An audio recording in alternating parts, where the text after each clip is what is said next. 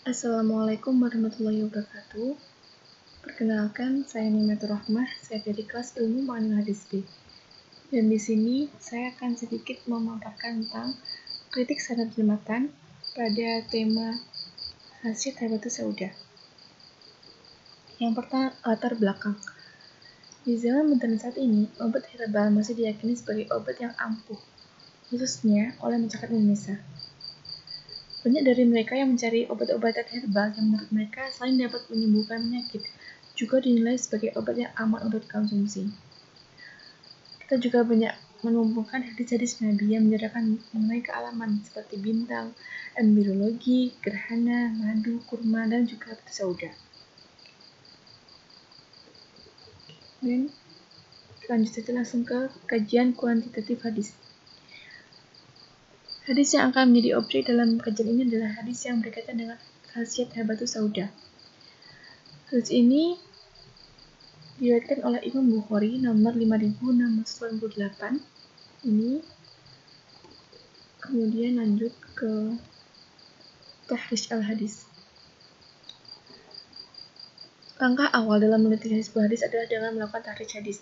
Hal ini dimaksudkan untuk mencari hadis yang setema dari berbagai sumber kitab lengkap dengan cari temuannya. Kemudian hasilnya sebenarnya ketika saya mencari kemarin di software Jawami Al-Kalim, saya menemukan sekitar 24 hadis yang setema dengan redaksi dari Imam Bukhari tentang Habatus Sauda. Tapi saya mengambil 5 intinya. Kemudian selanjutnya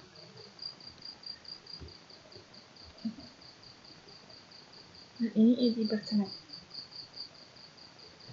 Ketika kita sudah melakukan tahrij hadis pada tema Habatus Sauda, langkah selanjutnya adalah dengan melakukan i'tibar sanad, yakni membandingkan hadis dengan jalur lain, apakah didukung atau tidak. Hal ini dilakukan untuk mengetahui keadaan sanad hadis di seluruhnya, dengan melihat ada atau tidaknya pendukung berupa riwayat yang tabi dan sahih. Jadi ini yang dari Imam Bukhari. Riwayat satunya namanya kayak gini. Kemudian jika dilihat dari skema di atas, maka dapat diketahui pada riwayat kedua atau sanad kelima terdapat 2 orang yang meriwayatkan hadis. Jadi kan ini kan 2 ya, ini 2, ada 2 orang. Kemudian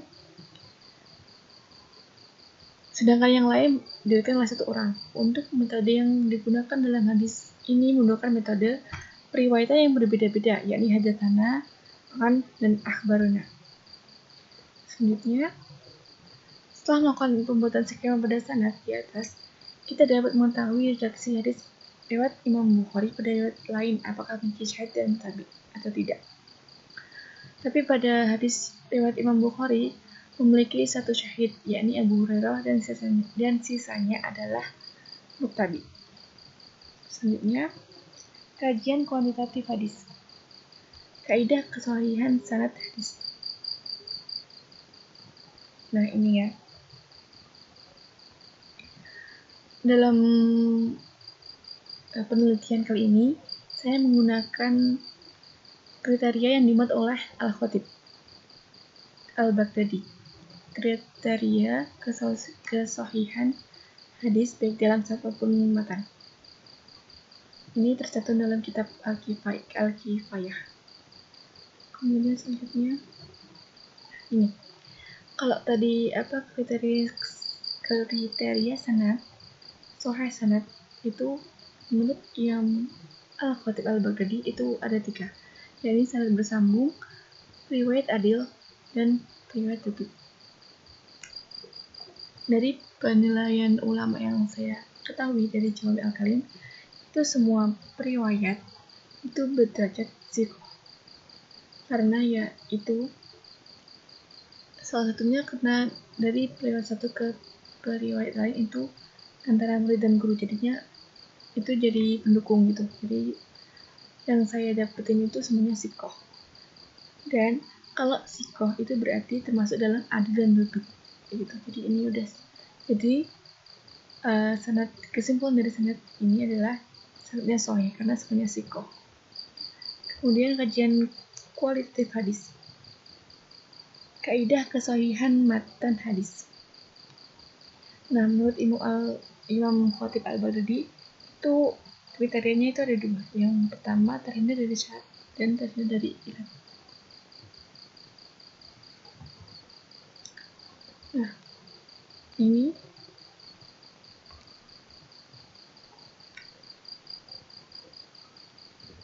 dari terhindar dari syad dan ilat ini kan nggak janggal dan nggak cacat kan, soalnya itu udah diteliti juga, nggak ada kejanggalan karena antara periwayat satu dengan periwayat lainnya itu saling dukung, nggak ada yang bertentangan gitu, dan juga nggak ada cacatnya. Kemudian ini kan tadi dari hadis satu sama hadis lainnya itu kan nggak semuanya itu sama kan lafadznya, jadinya ini hadis mengenai habatus sauda itu diriwayatkan secara maknawi, bukan lafzi gitu. Tapi walaupun maknawi, bukan berarti ini tuh jadi perdebatan gitu loh.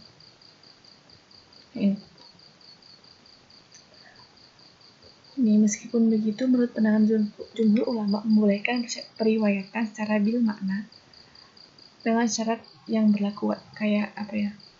Kemarin tuh saya lihat tuh harus periwayatnya itu harus mengerti benar makna yang sebenarnya kayak gitu. Itu salah satunya. Kemudian selanjutnya, nah di sisi lain dalam ilmu kedokteran, habatus sauda juga sudah banyak dilakukan pengujian dari zaman dahulu.